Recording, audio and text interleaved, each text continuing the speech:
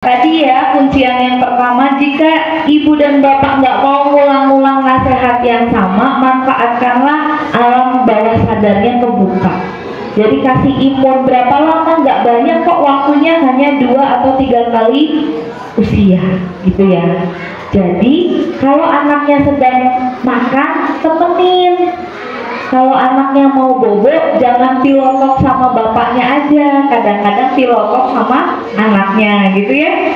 Lalu pada saat bepergian, mau antar anaknya ke sekolah, buru-buru biasanya jadi nggak sempat ngobrol, maka boleh dimulai dengan ngobrol. Oh iya, saya mau tanya, kapan terakhir ngobrol sama anak-anak? Tadi. Pertanyaannya saya ulang ya. Kapan terakhir ngobrol sama anak-anak? Ngobrol atau ngomong? Ternyata beda. Ada yang bilang ngobrol bu, ada yang bilang iya ya tadi pagi ternyata aku ngomong. Gitu ya. Ngobrol atau ngomong? Beda ternyata. Kalau ngobrol itu artinya ada 2 arah. Kalau ngomong berarti kita yang lagi ceramah gitu ya. Maka kenapa kita tampak tidak asik di depan anak-anak kita? Karena hal-hal yang disampaikan 24 jam 7 hari selama sebulan, selama bertahun-tahun, hanya ada 3 pertanyaan. Sudah makan? Sudah makan. Sudah sholat? Oh tidak bagian. Nah, oke. Apa yang engkau rasakan? Apa yang anak-anakmu rasakan ketika pertanyaan itu diulang-ulang? Ya jelas, anaknya akan jawab lupa. Nggak tahu. Gitu karena kita kurang bisa memberikan pendekatan untuk komunikasi dengan anak-anak kita. Kita menganggap anak-anak kita masih bayi gitu ya. Padahal kita harus bisa membuat anak-anak kita nyaman sama kita gitu. Lalu yang berikutnya nanti saya bahas detail tentang komunikasi. Yang berikutnya, orang tua menyerahkan sepenuhnya pengasuhan pada orang lain. Kenapa bisa demikian? Nitipin anaknya ke neneknya boleh nggak? Ayo, ada nenek di sini. Nenek tidak pernah didesain untuk mendidik anak-anak kita.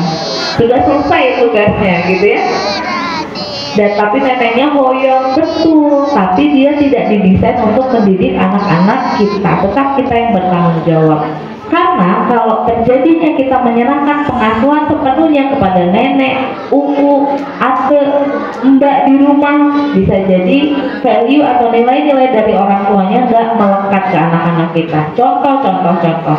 Kita lagi sakit, mau berobat ke dokter, anak kita mau udah sembuh.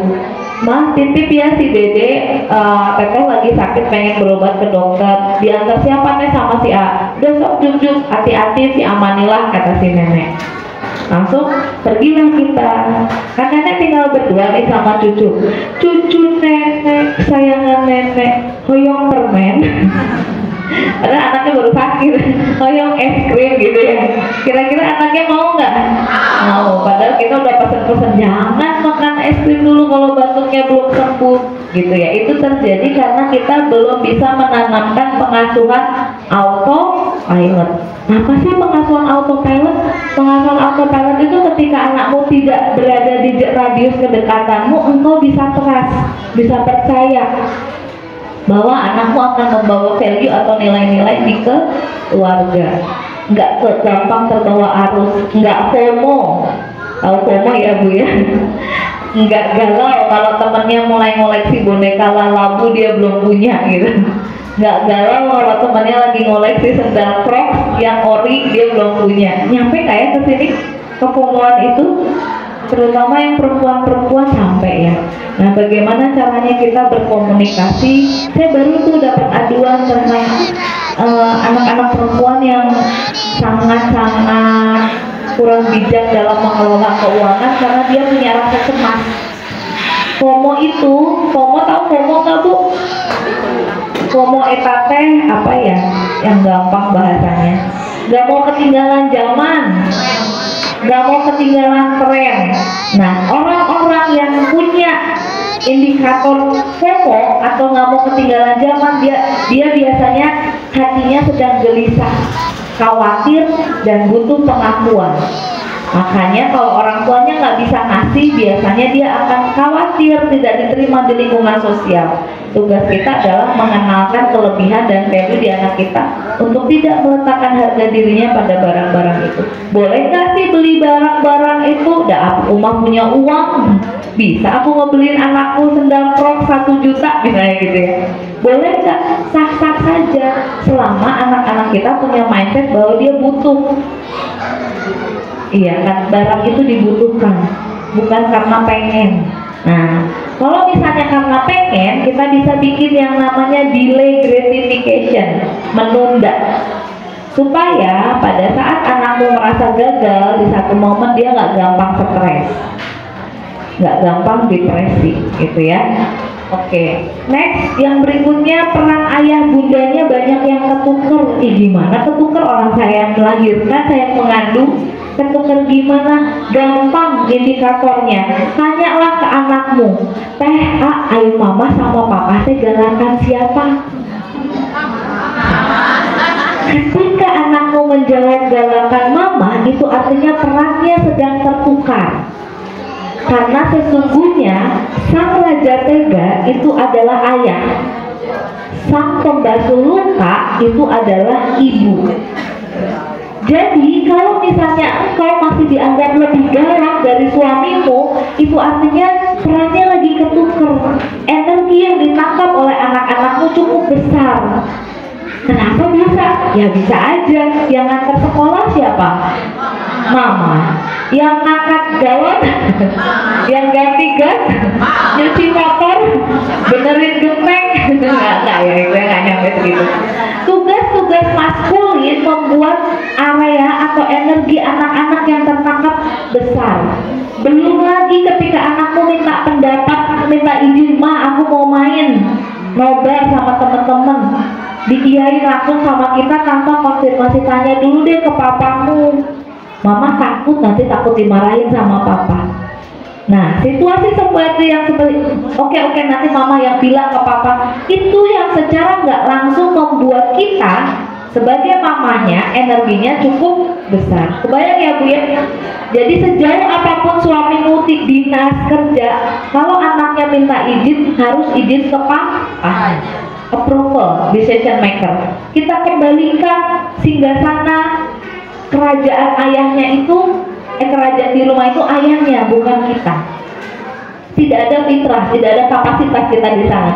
Karena nanti pada saat di yaumul hisab, siapa yang ditanya? Bapaknya. Gitu. Jadi bantu. Tapi bisa jadi ini jadi terkendala karena ibunya ini kan sang pembasuh luka ya. Nah, bisa jadi ketika ayahnya mendisiplinkan anaknya, kita baper. Aku yang melahirkan, aku yang mengandung, mau dibicarain kangen, tak mudah berpikir kurus, kering gitu ya. Ada ya ibu-ibu yang suka baper gitu. Tapi gimana kalau kita marah? Lebih buas dari bapaknya marah gitu ya.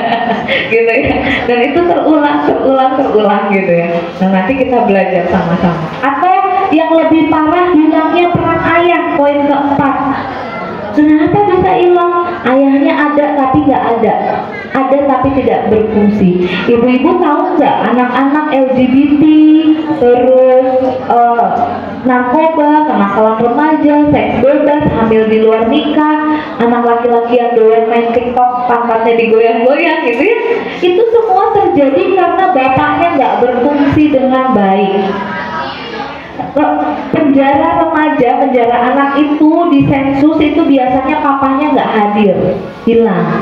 Makanya di Indonesia ini gawat fatherless, gawat ayah. Kita dapat ranking nomor 3 paling bawah se Asia Tenggara, bapaknya nggak ada, hilang peran ayahnya. Kenapa bisa demikian? Karena paradigma atau pola berpikir masyarakat Indonesia yang penting bapaknya nyari uang, yang di rumah mah gimana kita, ibunya gitu ya. Atau bisa jadi dengan kayak gitu nggak bisa disalahin juga ayahnya di rumah. Dengan biasanya kalau udah kayak gitu ayahnya pakai password, "Kewe kumaha mama." atur-atur aja lah mah gitu ya. Nah udah kalau udah kayak gitu kita pasti kebingungan karena belum fitrahnya, bukan fitrahnya. Lalu menghadapi situasi-situasi bullying, anakmu dibully, mama aku didorong, aku dikata-katain sama si A, yang mana orangnya, sini hukum mama diontrok gitu ya. Ada model-model kayak gitu. Apakah kita berperan sebagai sang pembasuh luka? Enggak. Padahal tugas kita adalah ngempuk-empuk anaknya, membasuh luka. Tapi kita lebih garang, jadi menunjukkan energi kita yang berlebih. Lalu pengasuhan yang tergantikan oleh gadget, tentu ini menjadi permasalahan kita. Ibarat dua mata pisau, gadget itu bisa membahayakan, bisa juga bikin kita punya banyak manfaat, kebermanfaatan. Tugas kita adalah memberikan banyak pilihan kegiatan, bukannya perang dunia. Kakak mending main gadget gitu. Aduh lah mama, sebentar lagi udah main gadget tadi pusing mama lihatnya. Mamanya saya lagi pegang handphone. Mamanya nggak mau kalah. Ini saya mama lagi jualan hijab, lagi jualan online gitu. Jadi nggak mau kalah nih ibunya. Makanya perang dunia, tugas kita adalah memberikan pilihan-pilihan kegiatan supaya anak kita teralihkan sama gadgetnya. Lalu pembebanan yang tidak sesuai dengan usia anak, dijejali sama banyak kegiatan tanpa konfirmasi ke anak. Udah mandi sekolah les, nanti di rumah ditambah les lagi, tapi anaknya nggak nyaman, akhirnya burnout. Makanya harus sering-sering ngobrol ya, sepakat ya Bu ya, bukan ngomong ya, tapi ngobrol. Komunikasi ayah ibunya bersifat koruptif, yang dimana contoh kita anak kita pulang dari main bola misalnya, kita lagi nonton TV, ada gelas di lantai, nggak, karena buru-buru pengen ke kamar mandi, nggak sengaja nendang gelasnya. Apa yang kita omongin? Lihat-lihat atuh dek, hati-hati atuh, lihat-lihat. Suatu hari berbalik kejadiannya, anak kita yang lagi santai-santai di rumah, kita pulang di warung, nendang gelas. Apa yang kita lakukan? Ini yang naruh gelas di sini siapa gitu. Nah itu adalah contoh perilaku bahwa komunikasi ayah ibunya bersifat koruptif, nggak mau kalah gitu ya. Nah, saya akan berikan data kepadamu. Nah ini dia datanya. Anak-anak yang sedang engkau hadapi adalah anak-anak di usia pra-remaja. Oh pantes ya, gemes-gemes gimana gitu ya sekarang aku pengen membesarkan anak kita. Di era teknologi, di era yang serba cepat, serba instan, yang enak itu hanya mie goreng instan pakai cengek. Betul. Sisanya begini, kita harus punya cara untuk bisa membersamai anak-anak kita. Ternyata anak usia 8-10 tahun itu adalah masuk fase transisi dari anak menuju remaja.